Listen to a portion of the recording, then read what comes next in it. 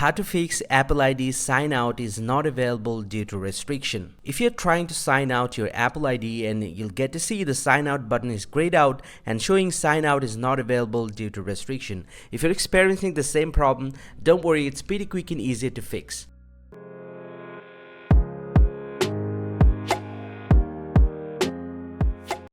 Well, so now to fix the problem, the very first thing that you have to do, just get back from here and then reopen the settings application from your iPhone and then scroll down to the screen time. Go and tap on the screen time here and then scroll down and tap on content and privacy restriction. And inside this one, just need to scroll down a little bit and just go and select the account and make sure it's selected with allow. Now get back from here and scroll up and turn up the content and privacy restriction. You just need to turn up this option and this will ask you your screen time passcode. So just enter the screen time passcode here and you just should turn off this option and then get back from here, and the very last thing that you have to do, just go and tap on change the screen time passcode and you just need to turn off the screen time password from here. I'm going to tap on this turn off screen time passcode. It's going to ask me to enter the passcode again and I'm going to do it, and the screen time passcode has been disabled and now your work is done. You just need to force close the settings application from the background and reopen it and then go to the Apple ID. Now if I scroll down, he'll get to see the problem has been fixed.